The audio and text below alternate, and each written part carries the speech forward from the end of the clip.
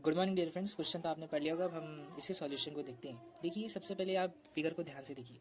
मैंने तो आपको हमेशा बताया कि जब भी आपको फिगर बेस्ड कुछ भी वर्ड प्रॉब्लम्स होंगे, अगर आपको उनके साइड्स फाइंड करना है, तो सबसे पहले उसी से रिलेटेड जो भी चीज़ें उनको देखिए।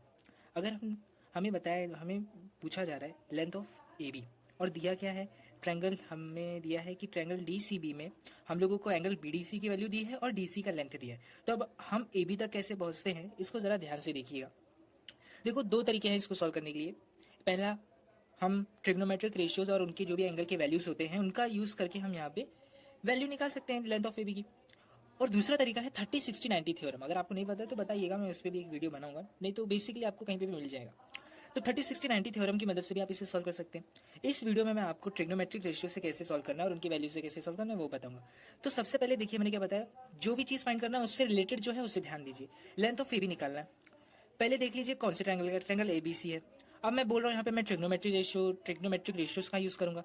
तो पता होना चाहिए कि अगर मैं यहाँ पे ट्रिग्नोमेट्रिक रेशियोज का यूज करूंगा तो मेरे पास दो चीज होनी चाहिए।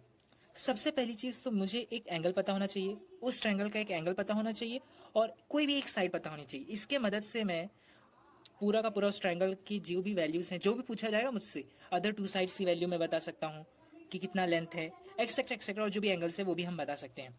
वैसे ट्रिग्नोमेट्री में तो एक राइट एंगल ट्रायंगल होता है, तो एक का हमें वैल्यू पता चल जाता है एक एंगल का, तो हम अदर का भी निकाल सकते हैं, क्योंकि एक 90 रहता है तो बचा हुआ रहेगा, तो हम 180 से माइनस कर देंगे तो हमें पता चल जाएगा कि अदर एंगल की वैल्यू क्या है, मेजर क्या है। तो अब हम यहाँ पे फोकस करते हैं। अब मुझे ट्रायंगल ए बी सी में कोई एक एंगल चाहिए। पॉसिबिलिटी ज़्यादा अगर देखा जाए तो in triangle A B C में एंगल ए सी बी को फाइंड करना ईजी होगा। कैसे होगा, यहाँ पे अगर आप देखें, in triangle B D C में मुझे एक एंगल दिया है और एक साइड दिया है। इसका मतलब कि मैं साइड फाइंड कर सकता हूँ। यही नहीं, मैं एंगल भी फाइंड कर सकता हूँ, क्योंकि मुझे पता है ये 90 डिग्री है, ये 30 डिग्री है, तो ये मेरा 60 डिग्री हो जाएगा। लेकिन अभी भी मुझे वो नहीं मिला मुझे जो चाहिए। कहने का मतलब है कि मुझे ट्रायंगल ए बी सी में मुझे कोई एंगल चाहिए, लेकिन अब तक मुझे मिला नहीं। तो अब अगर आप यहाँ पे ध्यान दें तो ये बताया जा रहा है हम लोगों को कि जो बी ओ है, मतलब ट्रायंगल ए बी सी में हमारा ये बी ओ जो है सेगमेंट, जो ट्रायंगल ए बी सी के हाइपोटेनस पर परपेंडिकुलर है, तो यहाँ पे भी अगर ध्यान देंगे तो एक ट्रायंगल फॉर्म हो रहा है। कौन सा triangle? B O C, triangle B O C form हो रहा है, और angle B O C is 90 degree. मतलब यहाँ पे भी आप नेक्स्ट, मतलब कहने का है अदर एंगल का मेजर निकाल सकते हैं। तो ये 60 है और ये 90 है, तो ये कितना हो जाएगा? 30 एकदम से। तो देखिए, ये तो मुझे मिल गया। मतलब कि मैंने जैसे आपको बताया कि अगर हमें राइट एंगल ट्रायंगल में सारी वैल्यूज निकालनी, तो हम लोग ट्रिग्नोमेट्री का यूज करेंगे, ऑफ कोर्स करेंगे, लेकिन हमें एक एंगल पता होना चाहिए और एक साइड पता होना चाहिए। तो मुझे एंगल मिल गया, अब मैं साइड की एक साइड ढूंढूंगा। साइड भी देखिए मुझे आराम से मिल सकता है।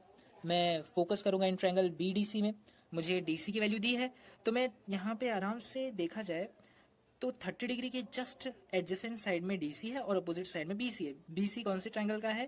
ट्रायंगल एबीसी का भी है और ट्रायंगल बी सी डी का भी है। तो बस अब मैं इसकी मदद से बीसी की वैल्यू निकालूंगा। अब जरा ध्यान से देखिए, स्टेप बाय स्टेप मैंने यहाँ पे क्या किया है। सबसे पहले मैंने in triangle B C D में क्या लिखा है, ट्रायंगल बी सी डी में मैंने एंगल डी बी सी की वैल्यू कैसे निकाले, जैसे मैंने आपको एक्सप्लेन किया, सेम वही स्टेप मैंने किया। बताया है कि sum of angles of a triangle are supplementary. तो बस इस लॉ का मैंने यूज किया है, और यहाँ पे एंगल डीबीसी की वैल्यू मैंने 60 डिग्री निकाल के बताया है। चूंकि आप पेपर में सॉल्व करेंगे तो आपको स्टेप बाय स्टेप बताना पड़ेगा कि आप क्या कर रहे हो। तो आपका एक एंगल निकल गया। अब आप ट्रायंगल बीओसी में एंटर कर रहे हो। बीओसी में आपने बताया कि एंगल बीसीओ मेरा 30 डिग्री है, तो वो भी आपको लिख के बताना पड़ेगा। ठीक है, कि in triangle BOC, angle BOC is 90 degree. आपने बता दिया कि एंगल हमारा DBC is equals to angle OBC. ये बताना जरूरी है, क्योंकि देखिए एक ही प्लेन पर है, मतलब B dash O dash D dash, B dash O dash D, तो एक ही लाइन पे है, तो चाहे आप डीबीसी लिखो या ओबीसी लिखो, ये वन एंड द सेम रहेगा। लेकिन जब मैं ट्रायंगल बीओसी की बात कर रहा हूँ तो ये जरूरी है बताना कि जो एंगल डीबीसी है वही एंगल ओबीसी भी है। कंफ्यूज मत होइए, बस ध्यान से समझिए यहाँ पे। तो मैंने ये बता दिया कि एंगल ओबीसी मेरा जो है 60 डिग्री है। ठीक है, क्योंकि मैंने फाइंड किया था इसलिए मैंने बताया यहाँ पे। ये रीजन है, और ये लिखना जरूरी है D dash O dash B, वरना हो सकता है एग्जामिनर आपका यहाँ पे मार्क्स हाफ मार्क्स काट सकता है। तो ध्यान से स्टेप बाय स्टेप जाइए। ठीक है, फिर उसके बाद वापस से sum of angles of a triangle is supplementary. या देखिए, तीन एंगल्स है इसलिए आर सप्लीमेंट्री आएगा, इज नहीं आएगा, सॉरी फ्रेंड्स। तो आर सप्लीमेंट्री, तो बस इस तरह से मेरा एंगल बी सी ओ की वैल्यू मैंने यहाँ निकाल दिया है। 180 में माइनस किया मैंने 150। 150 कैसे आया, तो ये 90 प्लस 60, आप इस ट्रायंगल में देखिए बी ओ सी में एक 90 एक 60 है, तो थर्ड को निकालने के लिए पहले इनको प्लस करेंगे। 90 प्लस 60 इज 150, 150 में से सॉरी 180 में से जब 150 माइनस करेंगे तो 30, मतलब ये मेरा एंगल 30 हो गया। अब इन ट्रायंगल, अब मुझे साइड चाहिए, तो स्टेप बाय स्टेप जाइए, जो जो आपने मन में सोचा वही उसी के अकॉर्डिंग जाना है। बस अब इस triangle angle B C D में जाइए। यहाँ पे आप देखेंगे कि अगर आपने tan 30 का यूज किया तो आपका ट्रिग्नोमेट्रिक रेशियो आपको पता है tan थीटा का क्या होता है, अपोजिट अपॉन एडजेसेंट। तो अपोजिट आपका बी सी है और एडजेसेंट सी डी है। तो बस tan 30 की वैल्यू रखिए 1/√3 है, और B C upon C D की वैल्यू हमें यहाँ दिया है 60√3। तो इस तरह से बी सी की वैल्यू मुझे 60 मीटर मिल गई। मतलब अब आपको यहाँ पे आंसर मिल गया। अब मुझे बताने की ज़रूरत नहीं है, क्योंकि इन ट्रायंगल एबीसी में आपको एक एंगल भी मिल गया और एक साइड भी मिल गया, क्या है वो 60 मीटर है। तो बस अब इस ट्रायंगल एबीसी में आप वापस से tan 30 का वैल्यू पुट करेंगे तो आपको आंसर मिल जाएगा, क्योंकि एंगल एबीसी की वैल्यू हमें पता है 90 डिग्री है।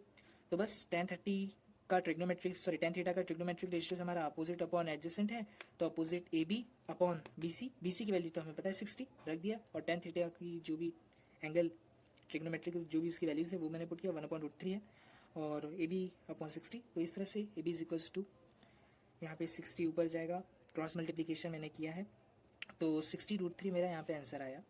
लेकिन चूंकि मुझे पता है कि डिनोमिनेटर कभी भी रूट में नहीं रहता है, या रखना नहीं चाहिए मैं, तो मैं रेशनलाइजिंग द डिनोमिनेटर करूँगा और √3 ऊपर मतलब न्यूमरेटर और √3 डिनोमिनेटर में मल्टीप्लाई करके, तो बस इस तरीके से मेरा आंसर आ जाएगा। क्योंकि √3 इंटू √3 इज 3, तो 3 ऊपर जाके इसे कट करेगा तो 20 हो जाएगा, तो अल्टीमेटली 20√3 मीटर मेरा लेंथ ऑफ ए बी आ जाएगा। तो इस तरह से वीडियो हमारा खत्म होता है।